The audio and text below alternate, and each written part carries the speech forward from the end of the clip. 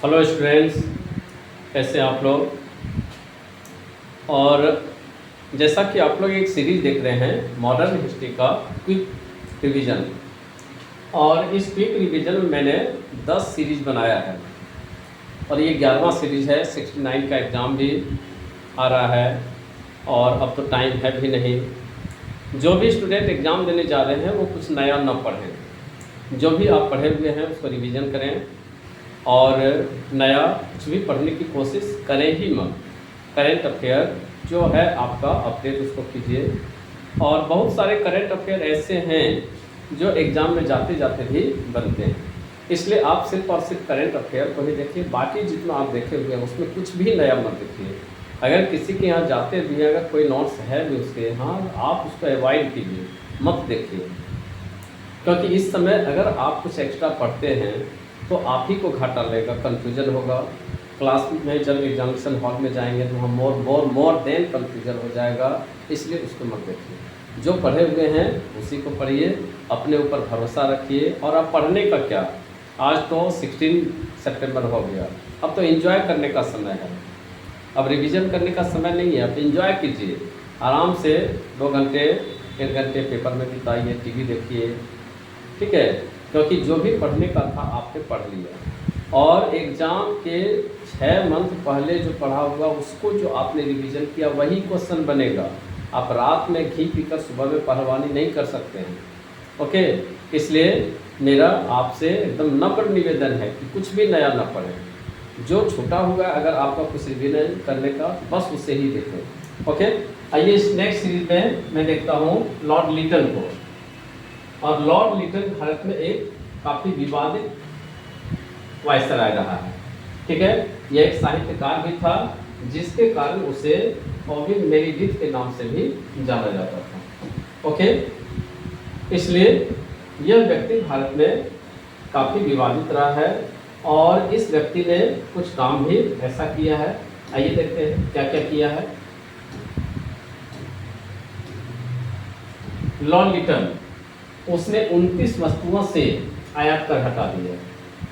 इसी के समय में पहला जो अकाल आयोग का आयोग बना था वो बना था कैंपबेल के समय में, कैंपबेल का बना था। और इसके समय में रिचर्ड स्टैची,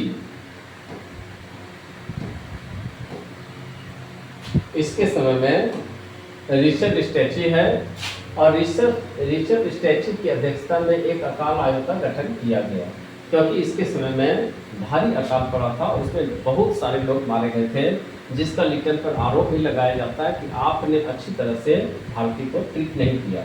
जबकि स्टैची आयोग जो है, स्टैची आयोग ने रिपोर्ट भी दिया था कि भारत में लगातार अकाल पड़ता है और इस अकाल से निपटने के लिए आपको व्यवस्था करनी चाहिए। फिर भी लिटन ने कुछ भी नहीं किया। उसने दिल्ली में 1 जनवरी 1877 ईस्वी को 1 जनवरी 1877 ईस्वी को ब्रिटेन की महारानी विक्टोरिया को कैसर ए हिंद की उपाधि दी गई। इसलिए विक्टोरिया को ताज कब पहनाया गया, तो 1 जनवरी 1877 ईस्वी में सम्मानित करने के लिए दिल्ली दरबार का आयोजन भी किया और इस दिल्ली दरबार में जमकर धन खर्च किया गया। भारत में एक और अकाल से काफ़ी लोगों की मृत्यु हो रही है और दूसरी ओर दिल्ली में कैसर ए हिंद दिल्ली दरबार का आयोजन किया जा रहा है, इसमें काफ़ी धन खर्च किया गया, जिसका आरोप भी लिटन पर लगा। मार्च 1877 ईस्वी में लिटन ने वर्नाकुलर प्रेस अधिनियम यानी भाषाई समाचार पत्रों पर प्रतिबंध लगाया जाने लगा। क्योंकि इस समय होता क्या था कि भारत में ढेर सारे अब भारत में पढ़े लिखे लोग हो गए, विदेशों से उसका ताल्लुक है। और ब्रिटेन की आलोचना में अगर फ्रांस में किसी अखबार में कुछ कार्टून छप गया तो उसको लेकर यह अच्छी तरह से और मसाला बनाकर उसको नया बना देता था। और इसको क्या होता था, जैसे किसी ने बांग्ला भाषा में बना दिया, किसी ने उर्दू में बना दिया, किसी ने मराठी में बना दिया, तो इससे क्या होता था कि इन समाचार पत्रों को लोकल लोग पढ़ लेते थे और लोकल लोग पढ़ने के बाद ब्रिटिश की पोल भी खुलने लगती थी, ठीक है। और ऐसे ऐसे कमेंट के कारण लिटन ने वर्नाकुलर प्रेस अधिनियम पारित किया। भारतीय समाचार पत्रों पर कठोर प्रतिबंध लगाया गया, ठीक है। पायनियर अखबार ने वर्नाकुलर प्रेस एक्ट का समर्थन किया। वर्नाकुलर प्रेस एक्ट विशेषकर राष्ट्रवादी समाचार पत्र सोम प्रकाश को प्रतिबंधित करने का प्रयास किया गया था। ठीक है, सोम प्रकाश को प्रतिबंधित करने का काम किया गया था। और दूसरा सबसे जो इसे खुन्नस था वह था अमृत बाजार पत्रिका पर।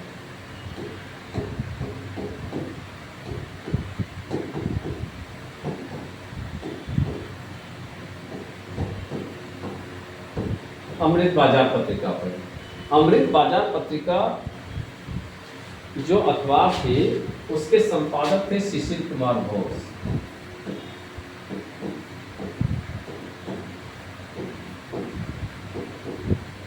शिशिर कुमार घोष। ओके, इसलिए इससे क्वेश्चन रहेगा कि किस समाचार पत्र ने, यह बांग्ला भाषा में समाचार पत्र था,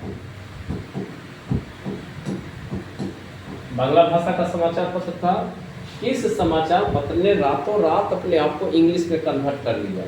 इसलिए अमृत बाजार पत्रिका ने अपने आप को रातों रात अंग्रेजी में कन्वर्ट कर लिया और यह प्रेस अधिनियम से बच गया।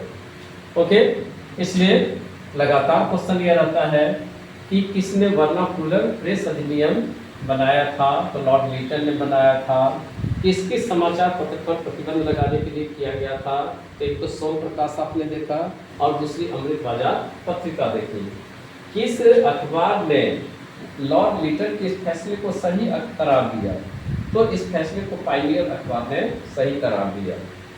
ठीक है, इसके चलते बहुत सारे समाचार पत्रों को काफ़ी दिक्कतें हुई, यानी प्रेस पर सेंसरशिप के कारण बहुत सारी दिक्कतें भारतीय समाचार पत्र मालिकों को हुई। लीटन के समय में बम्बई, मद्रास, हैदराबाद, पंजाब और मध्य भारत आदि में भयंकर अकाल पड़े थे और इसी की जांच के लिए मैंने बताया कि स्टैची आयोग का गठन किया गया था और उसके स्टैची आयोग की सिफारिश को दरकिनार कर दिया गया। 1878 में इसी के समय में भारतीय शस्त्र अधिनियम पारित हुआ। इसके तहत कोई भी व्यक्ति बिना लाइसेंस के शस्त्र धारण नहीं कर सकता था। ठीक है, मेनली ये भारतीयों को, भारत में जो जमींदार वगैरह होते थे, विशेषकर उनको प्रतिबंधित करने के लिए किया गया था, क्योंकि अंग्रेजों से बर्दाश्त नहीं होता था कि मेरे तरह कोई भी भारत का सामंत वगैरह चल सके। इसलिए आपने लगाम पिक्चर देखी होगी और लगाम पिक्चर में कुलभूषण खरबंदा को आपने देखा था। कुलभूषण खरबंदा अंग्रेजों का समर्थक था, लेकिन उस मैदान में देखिए जब आमिर खान ने चौका छक्का जड़ना शुरू कर दिया तो आप देखे होंगे कि इसी कुलभूषण खरबंदा को लात जूते भी पड़ने लगे और कुलभूषण खरबंदा ने वहीं पर अंग्रेजी जो टोपी था और जो भी सामान था उसको उतार कर फेंक दिया और प्योर इंडियन वहाँ से हो गए।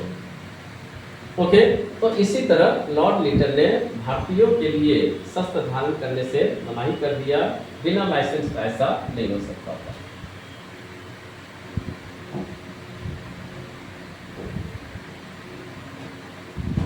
नेक्स्ट है, उसने सिविल सेवा परीक्षा में प्रवेश की अधिकतम आयु 21 वर्ष से घटाकर 19 वर्ष कर दी।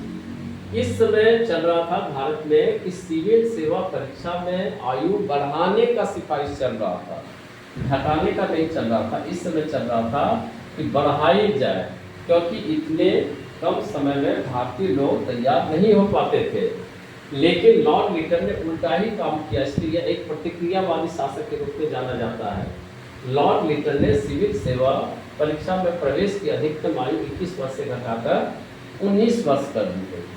ठीक है, और आप इस एक बात को जान लीजिए कि जो भी काम ब्रिटिश ने किया था वही काम आज हो रहा है। ठीक है, इसलिए एक सिफारिश भी इधर से आई हुई है और उसका कहना है कि जिस तरह आप IIT और नीट का एग्ज़ाम देते हैं 12th के बाद, इसी तरह 12th के बाद ही UPSC का एग्ज़ाम आप कंडक्ट कर लीजिए, उसको 2-3 चांस आप दीजिए। ठीक है, और उसमें से जो चुन कर जाए उसको उसी तरह आप ट्रेनिंग दीजिए और ट्रेनिंग के बाद जब आप एग्ज़ाम वगैरह लेते रहते हैं उसके आधार पर जिसका जो मेरिट लिस्ट बनता है उसको आईएएस दिया जाए, आईपीएस दिया जाए, अदर सेवा में भेजा जाए और इस तरह से उसको अलग कर दिया जाए। तो इससे क्या होगा कि कोई भी बच्चा, अब यहाँ से हम लोग देखते हैं कि 18 ईयर हो गया और 18 ईयर के बाद मान लीजिए कि 3 इयर्स का और हम चांस उसको देते हैं और 3 ईयर का चांस और अगर हम देकर 21 साल में ही उसको हम समेट देते हैं कि भाई तुमको 21 साल में क्वालिफाई हो जाना है, ठीक है। तो उसके बाद अगर 21 साल में नहीं होता है तो कोई दूसरा भी काम कर सकता है, लेकिन आप 21 साल में उसको एलिजिबल ही बनाते हैं, प्लस आप 30 ईयर्स हो गया, 30 ईयर्स में भी आप देखते हैं कि ओबीसी है 33 ईयर्स, ये एज गैप काफ़ी अधिक हो जाता है। और काफ़ी अधिक हो जाने के बाद मैं आपको बता देता हूँ कि रियल रूप में जो सिविल सर्विसेज की तैयारी की हुई है, किया हुआ व्यक्ति है, वह वहाँ से लौटने के बाद उसकी मानसिकता ब्यूरोक्रेट की हो जाती है, ठीक है। वह अगर कहीं पर जॉब ही भी करेगा और उस जॉब में अगर उसके ऊपर सुपरमेसी कोई ऐसा व्यक्ति दिखाएगा जो कम पढ़ा लिखा है तो वह कभी बर्दाश्त नहीं कर सकता। इसलिए आपकी मानसिकता उस लेवल की हो जाती है, और किसी के भी अंदर में काम करने से 50 बार सोचते हैं। रोज़ एक बार आपकी आत्मा कहेगी कि मैं इस जॉब के लायक नहीं, ठीक है। इसलिए करता है कि इस एज में अगर आप उसको मुक्त कर देते हैं तो अभी बहुत कुछ कर सकता है, अभी उसके ऊपर प्रेशर भी नहीं पड़ेगा, लेकिन 25 के बाद उसके ऊपर प्रेशर पड़ना शुरू हो जाता है। ओके, इसलिए अंग्रेज़ों की पॉलिसी जो हम आज छोड़ना चाह रहे थे स्वतंत्रता के बाद, उन बहुत सारी पॉलिसियों को आज मैंने अपना लिया। डीएलईडी वगैरह जो आज आप देख रहे हैं क्या है, सारा का सारा अंग्रेज की दी हुई पॉलिसी है। लीटन की गलती के कारण द्वितीय अंग्ल अफगान युद्ध में अंग्रेजों की सेना असफल रही। ओके, उसने अलीगढ़ में मुस्लिम एंग्लो प्राच्य महाविद्यालय की स्थापना की। यह वही अलीगढ़ है जहाँ के अलीगढ़ आंदोलन के संस्थापक कौन थे, तो सर सैयद अहमद खान।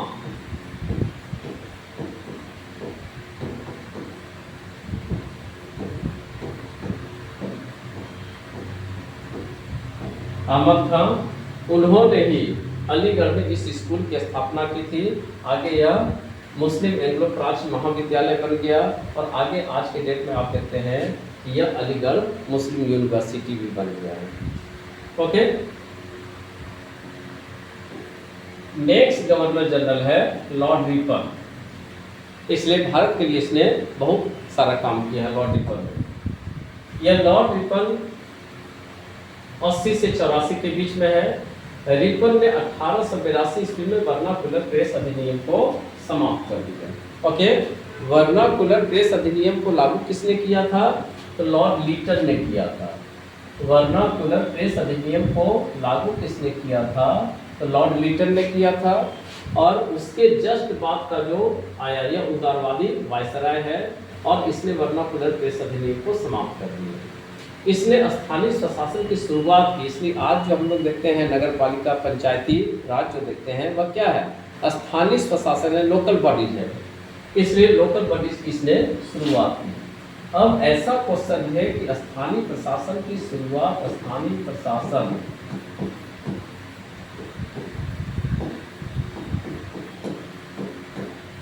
प्रशासन का पहला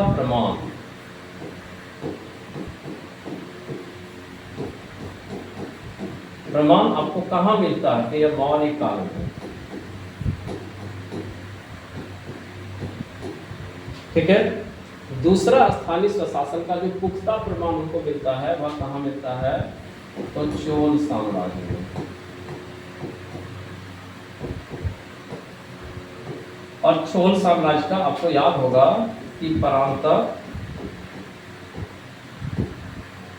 प्रथम का लेख है कौन, उत्तर मेरु अभिलेख। ओके, उत्तर मेरु अभिलेख में जिस समय उत्तर भारत पूरा का पूरा सामंतवादी चपेट में था, उस समय दक्षिण भारत में चोल साम्राज्य स्थानीय स्वशासन को एंजॉय कर रहा था। ओके, आगे देखा जाए। रिपन के समय भारत में पहली बार नियमित 10 वर्षीय जनगणना का आरंभ हुआ। इसलिए यह क्वेश्चन कल भी आया था और इसमें मैंने बताया था कि जनगणना का सिंबॉलिक प्रमाण सबसे पहले कहा मौर्यकाल में, फिर दोबारा किसने शुरू किया तो लॉर्ड मेयो ने 1872 में, और फाइनली किसने शुरू किया जो 10 वर्षीय जनगणना के रूप में जानी जा रही है, यह जानी जा रही है किसके समय में तो 1881 में लॉर्ड रिपन के समय में। उसके बाद से प्रत्येक वर्ष 10 वर्षीय जनगणना हो रही है और वह लगातार हो रही है। रिपन द्वारा 1881 में प्रथम कारखाना अधिनियम पारित किया गया और इसमें 7 वर्ष से कम आयु के बच्चों को काम करने पर प्रतिबंध लगा दिया गया था। ओके, 7 से 12 वर्ष के श्रमिकों के लिए 9 घंटे से अधिक कार्य कराया जाना प्रतिबंधित कर दिया गया था। यह एक्ट चाय, कॉफी एवं नील की खेती पर लागू नहीं होती थी। इसलिए आप समझ लीजिए कि 7 से 12 वर्ष के जो श्रमिक थे उसके लिए 9 घंटे का काम कराया जाना संभव किया गया और इससे अधिक उम्र का जो होता था वह कितने घंटे काम करेगा इसकी कोई अभी समय सीमा नहीं हुई थी। यहाँ तक कि ब्रेक की भी नहीं थी। अभी जो आप देखते हैं 8 घंटे का ड्यूटी, 8 घंटे की ड्यूटी में एक बार दोपहर को आपको ब्रेक दिया जाता है, वह भी पॉसिबल यहाँ पर नहीं था। रिपन ने वित्तीय विकेंद्रीकरण, ओके, रिपन ने वित्तीय विकेंद्रीकरण की नीति का नियमितीकरण किया। इसलिए वित्तीय विकेंद्रीकरण का मतलब क्या, यानी कुछ वित्त की व्यवस्था करने के लिए छोड़ दिया गया किसको, प्रोविंस को छोड़ दिया गया, क्षेत्रों को छोड़ दिया गया। इसलिए हमने ऊपर में देखा कि स्थानीय स्वशासन, तो आज हम देखते हैं वित्तीय विकेंद्रीकरण है, राज्य सरकार भी टैक्स लगाती है, पंचायतें भी कुछ टैक्स लगाती है, जो मेला वगैरह होता है उस पर से टैक्स वसूलती है।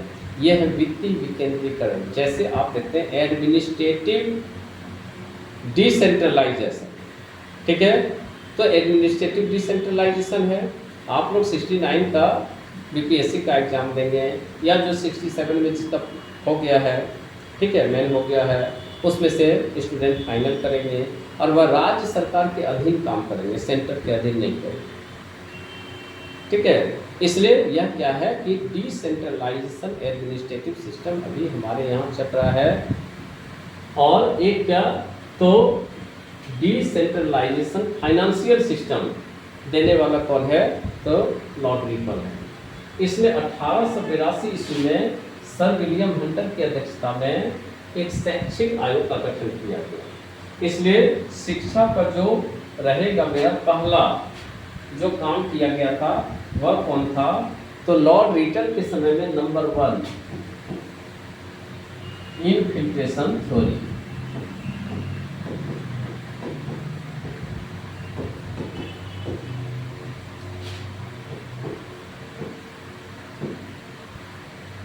Infiltration theory. नंबर 2 कौन तो डलहौजी के समय में है वुड डिस्पैच।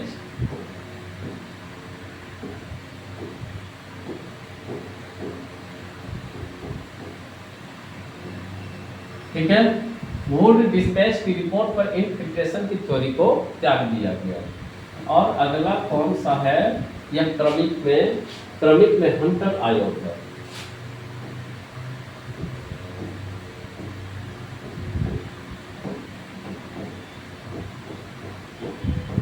यह है 1835, वुड डिस्पैच है 1854 और यह है 1882। ओके, आगे फिर सीरीज शिक्षा पर आयोग का चलता रहा।